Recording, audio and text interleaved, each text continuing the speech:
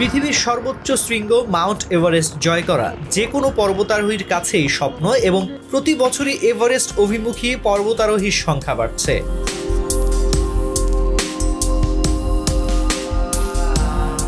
বাংলাদেশে গত কয়েক বছরে অন্তত ৫ জন বাংলাদেশি বিশ্বের সর্বোচ্চ পর্বতশৃঙ্গ মাউন্ট এভারেস্টের চূড়ায় উঠেছেন। কিন্তু যথাযথ প্রস্তুতির অভাবসহ নানা কারণে অনেকেই দুর্ঘটনায় পড়েছেন, এমনকি মারাও গেছেন অনেক পর্বতারোহী।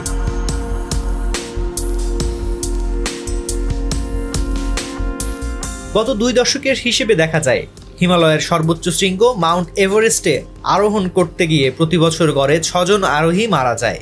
শুধু ২০১৯ সালেই ৮৮৪৮ মিটার উচ্চতার এভারেস্টে আরোহণ করতে গিয়ে মারা গেছেন ১১ জন। ওই বছরেই সবচেয়ে বেশি সংখ্যক মানুষকে এভারেস্টে ওঠার অনুমতি দিয়েছিল নেপাল সরকার। অনুমতি পাওয়া ৩৮১ জনের সাথে ছিল গাইড সহ কিছু কর্মকর্তাও।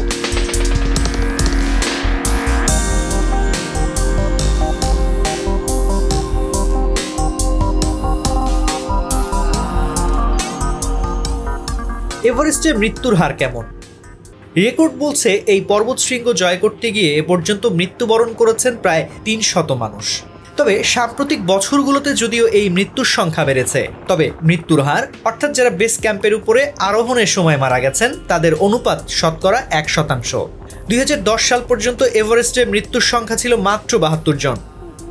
এসব মৃত্যুর বেশিরভাগ ঘটেছে তুষার ধস বা পতনের কারণে, আর এসব কারণ লাশ উদ্ধারেও বাধা সৃষ্টি করে।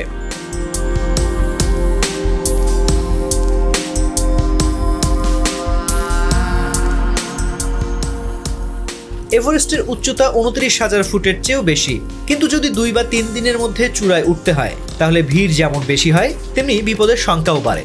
কারণ কোনো কোনো শৃঙ্গ এমন ভয়াল যে তাতে যে কোনো দুর্ঘটনার মুখে পড়েন পর্বতারোহীরা। এ মৌসুমে বিশ্বের সর্বোচ্চ পর্বতের চূড়ায় আরোহণের জন্য নেপাল ৩৮১টি পারমিট দিয়েছে। প্রতিটি পারমিট অর্থাৎ প্রতিজন পর্বতারোহীকে এজন্য $১১,০০০ গুনতে হয়েছে।